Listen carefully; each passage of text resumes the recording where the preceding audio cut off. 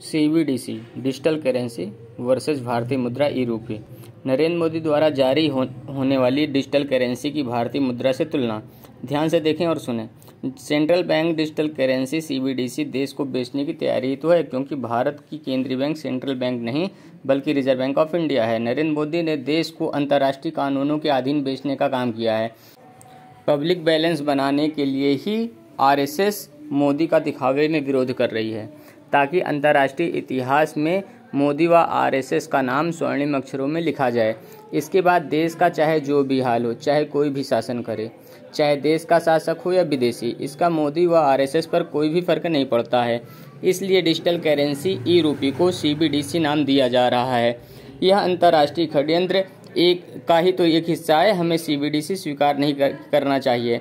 जिस प्रकार भारत के राज्यों पर केंद्र सरकार अर्थात राज्यों का संघ भारत है, संपूर्ण भारतीय संविधान के अनुसार संविधान में भारत को राष्ट्र या देश का दर्जा नहीं प्राप्त है, बल्कि संविधान में भारत को राज्यों का संघ की तरह है। राज्यों के संघ के ऊपर अंतर्राष्ट्रीय संगठनों G7, G20, NATO, quad, EU आदि संगठनों का निर्माण किया जा रहा है। अनेक प्रकार के लोभ और लाभ दिखाकर दुनिया के सभी देशों को अलग अलग संगठनों में शामिल किया जा रहा है, ताकि उन सभी अंतर्राष्ट्रीय संगठनों पर अंतर्राष्ट्रीय संघ स्थापित करके सबसे अंतर्राष्ट्रीय टैक्स वसूली और गुलामी करवाई जा सके। दुनिया के 3 बड़े देश बचे हैं जो इसका विरोध कर सकते हैं: रूस, चीन और भारत। इन्हें तोड़कर टुकड़ों में बांटना और दुनिया पर शासन करना ही अंतर्राष्ट्रीय संगठनों के आका की इच्छा है, जिसके लिए यूक्रेन आदि मुद्दों से रूस के, ताइवान आदि मुद्दों से चीन के और हिंदू राष्ट्र के नाम पर भारत के छोटे छोटे अनेक टुकड़े किए जाने की तैयारी है। अंतर्राष्ट्रीय षड्यंत्रकारियों द्वारा भारत के दोनों तरह के जयचंद्रों का साथ अंधभक्ति व चमचाई करवाकर बाखूबी सत्ता की मलाई चटाने के नाम पर लिया जा रहा है। यह अंधभक्ति और चमचाई लोग फोकट में नहीं बल्कि मलाई चाटने व अनैतिक लाभ पाने, सरकारी लफड़ों से बचने और सरकारी संबंधों का बाहुबल दिखाने के लिए कर रहे हैं, जैसे जयचंद ने किया था मुगलों को लाकर भारतीय राजाओं को हराने के लिए, जिसको हम सबको सावधानी से समझना होगा। यह वीडियो में बताई गई बातों को आप पुनः सुन और समझ सकते हैं, फिर आगे की बात जानें।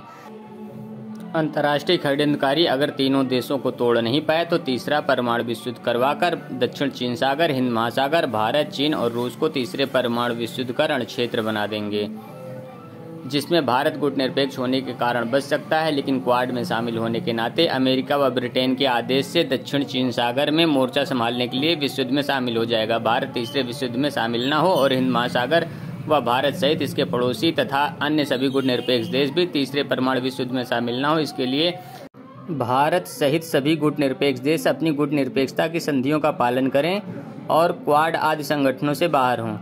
सभी गुटनिरपेक्ष देश और उनके नागरिक एकजुट होकर भारतीय जनप्रतिनिधि पंडित विपिन पांडे द्वारा शुरू किए गए आंदोलन में एकजुट होकर भारत को क्वाड से बाहर करके तीसरे परमाणु विश्व युद्ध से बचने और सभी गुटनिरपेक्ष देशों को बचाने के लिए कार्य करें।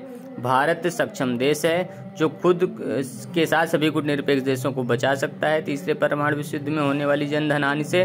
गुटनिरपेक्ष होने के नाते हम सभी गुटों से दूर रहकर व्यापार और व्यवहार करने को स्वतंत्र हैं।